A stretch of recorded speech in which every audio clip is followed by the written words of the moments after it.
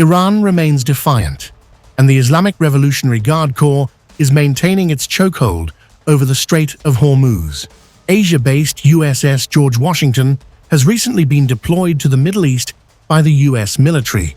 This move comes as a relief for the Lincoln carrier, which has been stationed for an extended period and has faced reports of mental health issues among the crew and difficulties with supply shortages during its operational support of the conflict in Iran.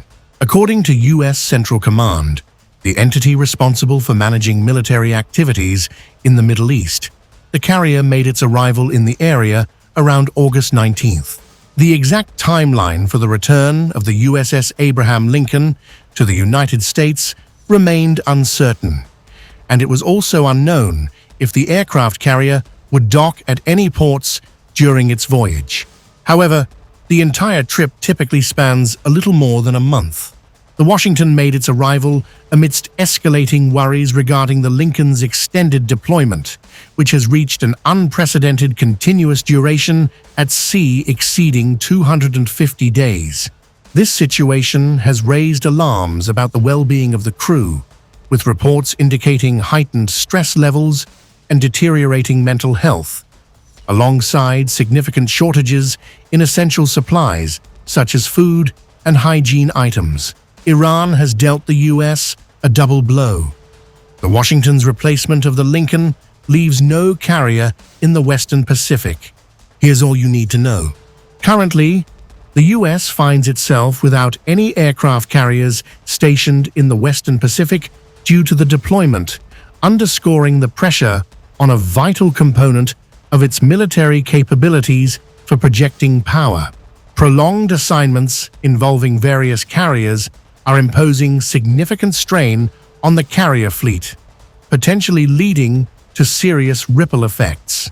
The maintenance needed to restore these vessels post-deployment is taking more time than initially anticipated. Concurrently, setbacks in the production of carriers may further complicate the future accessibility of the force. Numerous Democratic legislators have urged the Department of Defense to take responsibility regarding the circumstances on the Lincoln, which Defense Secretary Pete Hegseth has claimed were entirely misrepresented. Last week, Hegseth engaged in conversation with the crew aboard the Lincoln, while over the weekend, Admiral Brad Cooper, who leads U.S. Central Command, made a visit. In an editorial published by the Wall Street Journal, Cooper said, "The crew delivered a performance for the ages, and now you are going home." Prolonged assignments aboard carriers take a toll on service members who find themselves far from home for extended durations, while also placing additional stress on the vessel and its machinery. The U.S. Navy is actively enforcing a reinstated blockade on Iranian ports located in the Strait of Hormuz. Meanwhile, the Trump administration has not provided any clear direction on how it plans to de-escalate the ongoing conflict. According to Hegseth, the United States is capable of sustaining the blockade for an indefinite period of time. A few days prior, U.S. President Donald Trump diminished the significance of reports regarding the situation aboard the Lincoln, a ship that departed from its home port in San Diego back in November and reached the Middle East in January. Trump called the nearly 9 months at sea that the sailors endured a good period of time, but added that over the years, we've had them out there much longer. Trump informed reporters that he had a conversation with a retired admiral who shared experiences of serving aboard ships for extended periods. Trump said the admiral assured him that the Lincoln is beautifully maintained and beautifully taken care of. Trump did not name the admiral. Following his visit to the Lincoln, CENTCOM head Cooper expressed his admiration for the carrier's leadership in a statement, commending their focus on mental health and resilience. The USS Washington is now operating alongside the USS George H.W. Bush in the Middle East, resulting in the absence of an American aircraft carrier strike group in Asia, a region where China has increasingly demonstrated aggressive behavior. The absence of a U.S. aircraft carrier in the Pacific could be temporary if the Navy sends another one in the coming months. However, analysts indicate that this situation highlights how the ongoing operations with Iran are exhausting some American sailors, all while the Trump administration shifts its attention away from the Asia-Pacific and concentrates more on the Western Hemisphere. As the 6-month milestone of the Iran conflict approaches and the availability of critical weaponry dwindles, the Trump administration is promoting an aggressive financial offensive against Tehran. They are pledging an economic D-Day, aimed at a nation that has endured almost 50 years of severe American sanctions. After years of imposing sanctions on Iran, the Trump administration contends that the inevitable collapse of Tehran's resolve is just around the corner. They believe that by hitting the right economic targets, they can push the nation to its limit.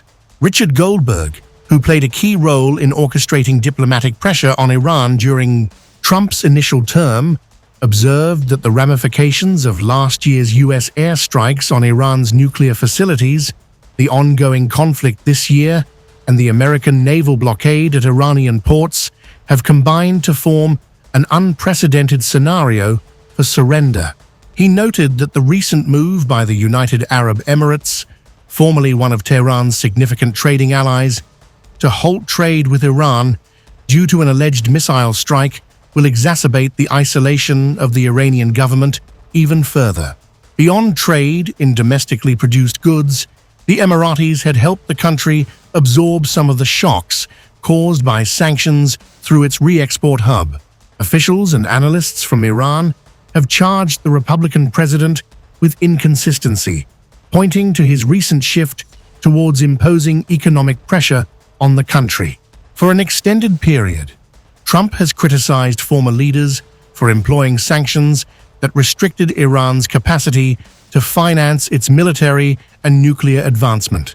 In a post days ago on X, Esmail Bagay, spokesman for Iran's foreign ministry, wrote that Washington's pattern of retreating to sanctions when it doesn't want to pursue diplomacy has proven to be futile. Over the last year, the on-again, off-again diplomatic efforts have exacerbated the tenuous relationship between these long-standing rivals. The deep-seated mistrust that Iranian officials harbor towards Trump and his negotiators has led to an increasingly unstable situation. Many years ago, Iran stood as a key ally of the United States in the Middle East, particularly during the reign of Shah Mohammad Reza Pahlavi. The Shah invested in American military armaments and permitted CIA operatives to establish clandestine listening stations aimed at surveilling the Soviet Union next door. In 1953, the CIA orchestrated a coup that solidified the Shah's grip on power.